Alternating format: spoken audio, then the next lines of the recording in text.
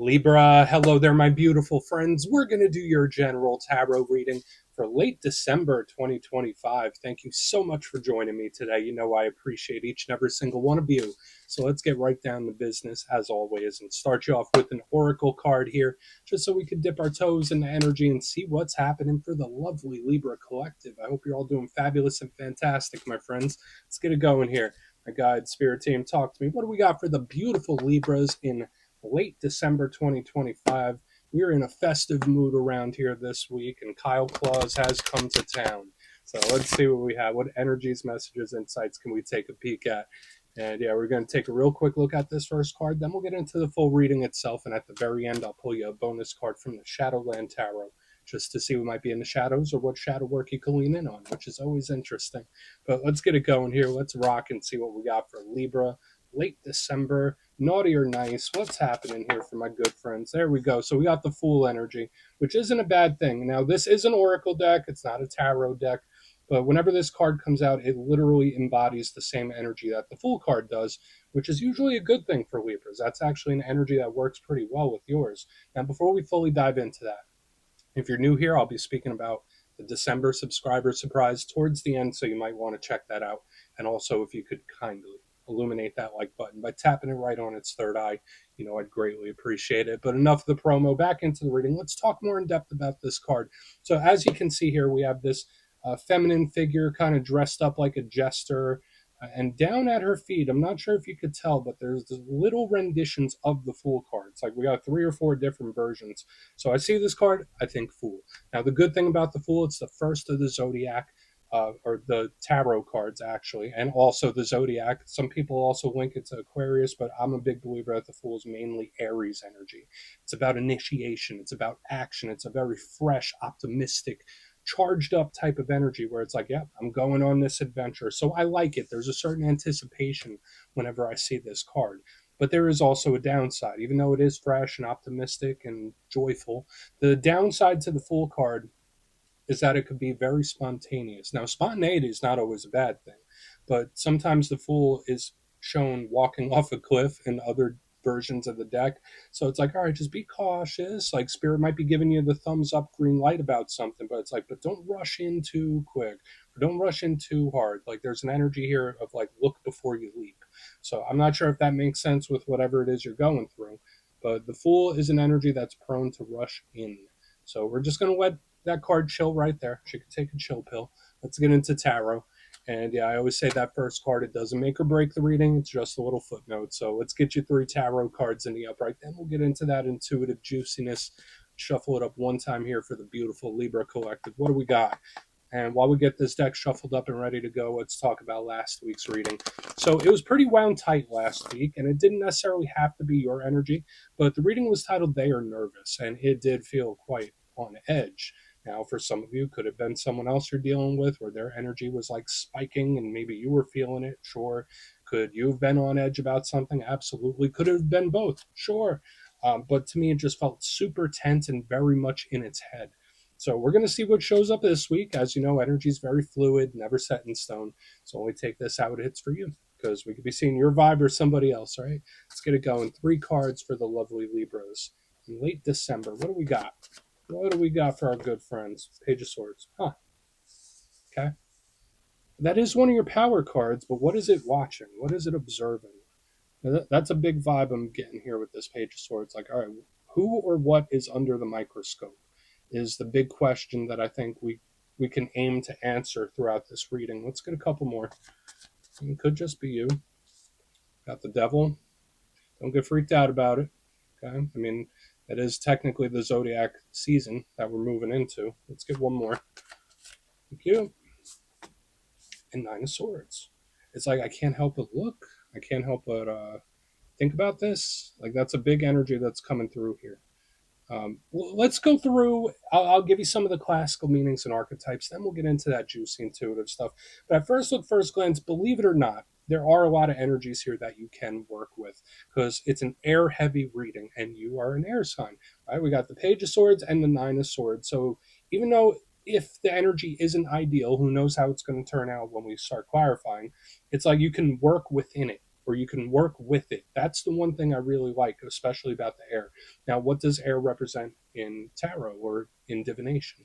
Air is very cerebral, it's thought based, it's of the mind. Think of logical, pragmatic thinking, where it's like, does this make sense? Does that not make sense?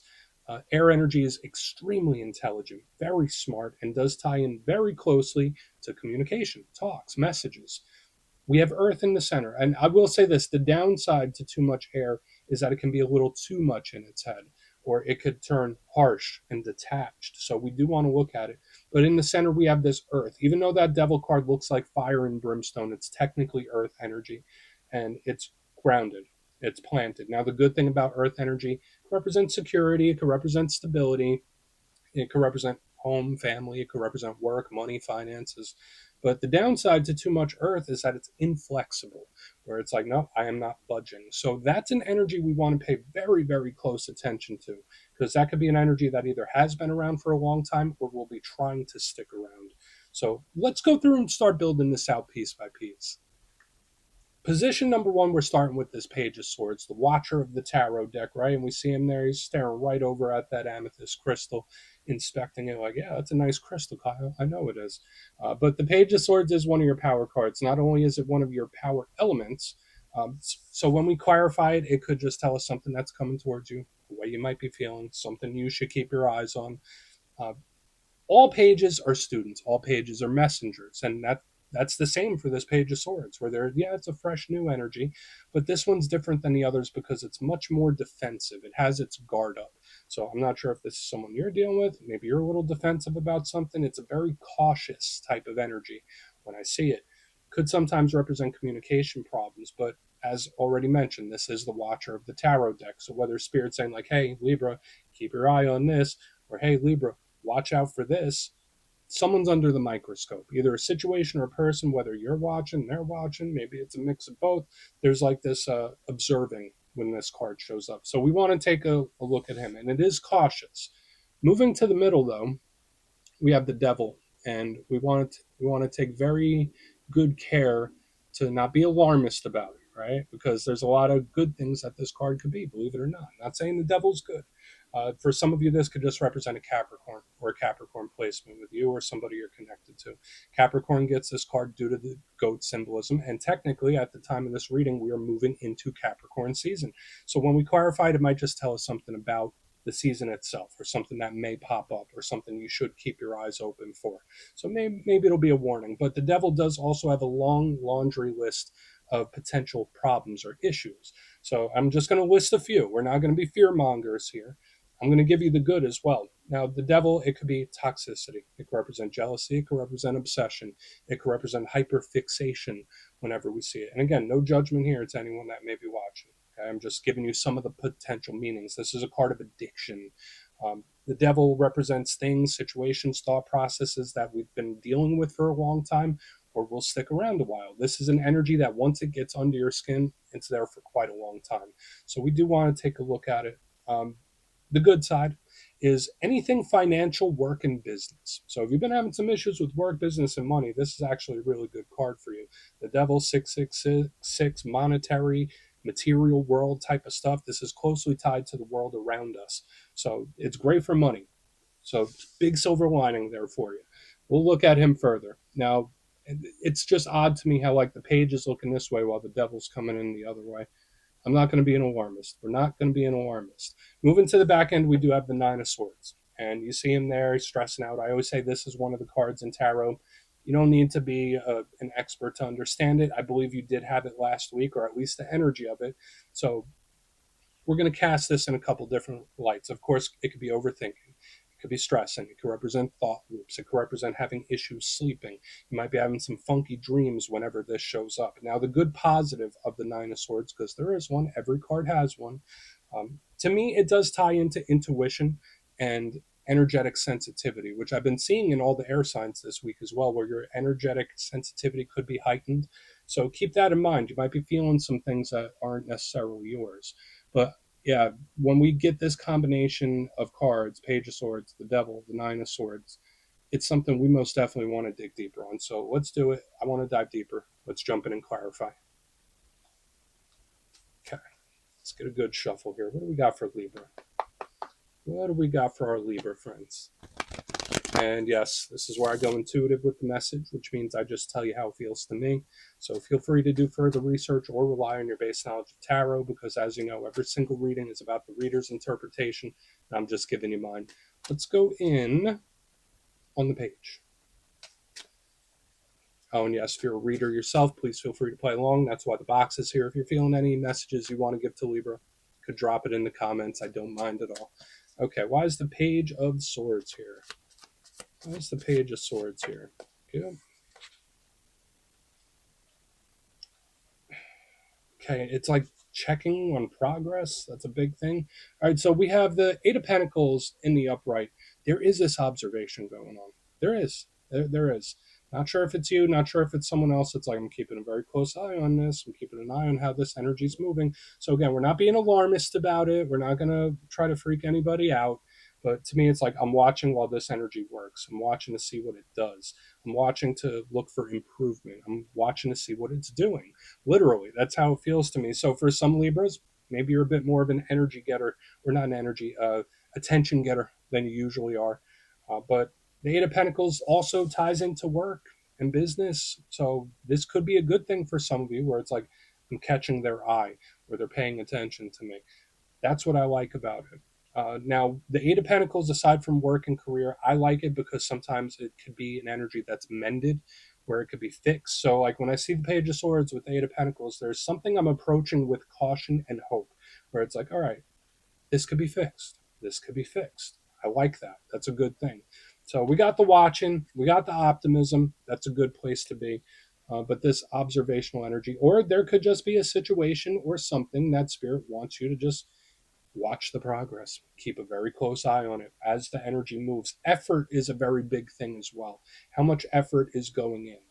Let's go over to the Devil.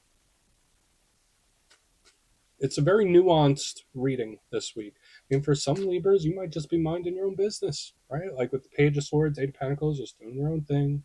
Let's see what's up with the Devil. Why is it here for Libra? Why is the Devil here? Good. Yeah, this conflicted inner energy. So we got the Archangel Michael.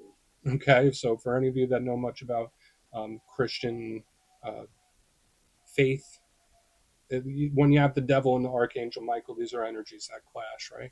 So we have Temperance, which is the Sagittarius energy right there.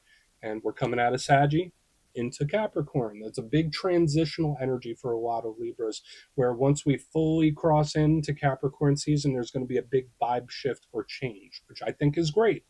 So I like this. To me, when we go from here into here, it's like I'm switching gears. So there could be a feeling, a situation, whether it's inner or outer. It's like, all right, I feel like I shifted gears. I feel like something's changed in a very big way, which I like. But at the same time, there's like this friction I'm picking up. Right? The Devil and Temperance, they're at odds when we see the energy. Even they have some similarities too. Now, the thing I love about Temperance, it's spiritual protection, it's spiritual defense. So just know whatever it is you might be going through, Spirit's with you. Spirit's watching your back. This is super angelic, and it's a beautiful energy. So if you are going through problems, if you are going through a situation, if someone's like peeping you out, it's like you're insulated. You're good. Everything's okay, Libra. It's very reassuring to me. So it's like I'm blocking out this energy. But at the same time, I can't help but feel the tension. That's what it is. So there could be certain situations where you might feel two ways about it at the same time, simultaneously. So again, we got tension, we got some situations going on here. It's not the smoothest flowing energy, but I do feel the change, which I like. I think it's a good change. Let's keep moving, and you are protected. That's another thing I really like as well, especially like with this combination. Now that Temperance is here, it's like you're protected. You'll be okay. Everything is all right. Let's see what Nine of Swords has. That's the big thing. And we'll do a quick little recap before we get into the shadow. So why is the Nine of Swords here for Libra? Okay. So its energy is a little blue. Blue Christmas, my friends, which makes me sad. We got the Five of Cups in the upright underneath this Nine of Swords. Again, not saying it's you. I'm only wishing you a holly jolly Christmas, right? I want you to have good feelings, good energies, and that's what I will emit towards you. But when I see the Nine of Swords and the Five of Cups, it could be like a grieving of some kind. It's just an energy that feels off. I think it's very important for a lot of Libras in this time, regardless of what you're going through, even if this isn't your energy. And you don't have to claim this. You could do some reverse manifesting and say, you know what, Kyle, hell no, this isn't my energy. This is somebody else. Beautiful. I support that 100%. But this energy is problematic and it is down.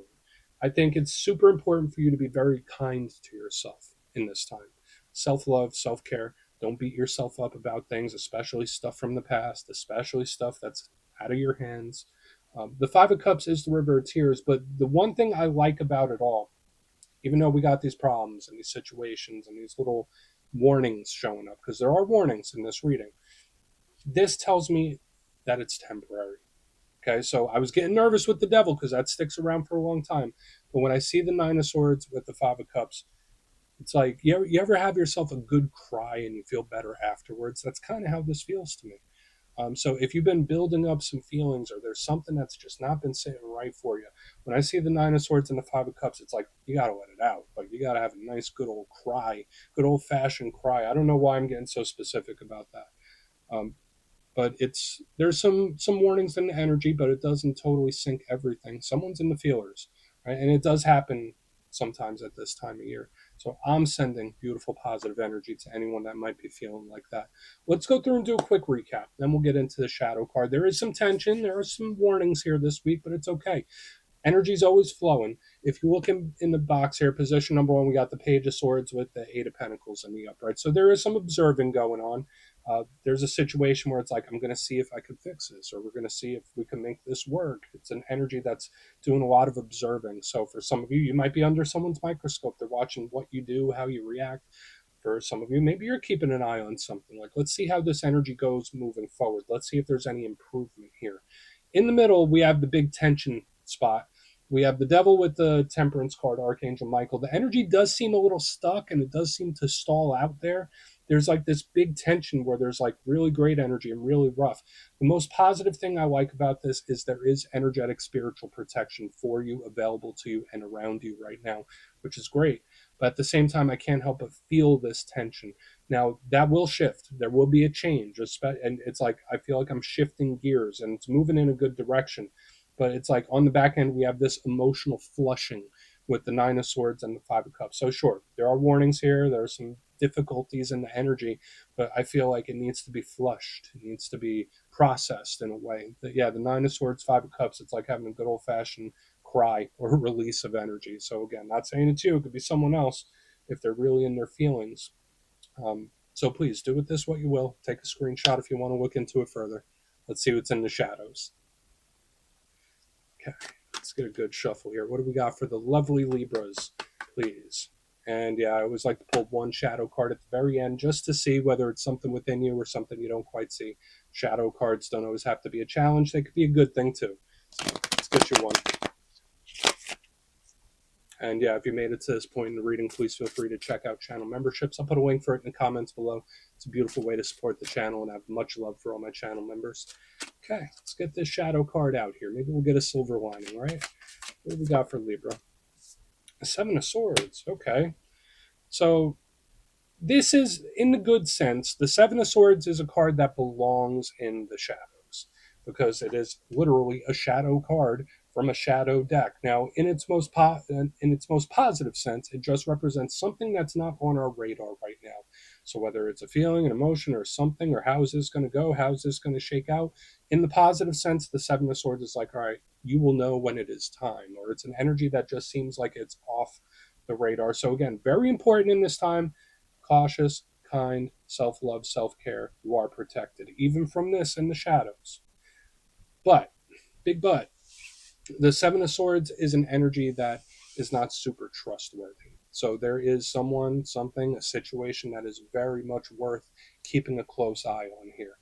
If you are taking a cautious approach to anyone, anything, any situation, or life in general, this card in the shadows is like, you're right to. So we're just going to put it down right there, Libra. That's what I have for you this week, my friends. Don't click away just yet, though. I'm going to give you the details of the December subscriber surprise. If you would like further clarification on your situation, you can book a personal reading with me at my website, mastermetaphysics.com. My December schedule is live right now, and the spots go quick, so go check it out, see what's available if you want to have a chat with me. But for the December subscriber surprise, I'm giving away 3 copies of one of my favorite decks for all skill levels, the Gilded Tarot Royale. So if you'd like to get your name in for this, it's 2 simple things, as always, my friends. First, you must be subscribed. And second, let me know down in the comments, out of all the tarot cards, which one do you resonate with most? When you see it in a reading, it's like, yeah, that's me. Put your answer in the comments. You'll be entered to win. And at the end of the month, the winners will be announced in the community tab. As always, my friends, much love, and I'll see you soon.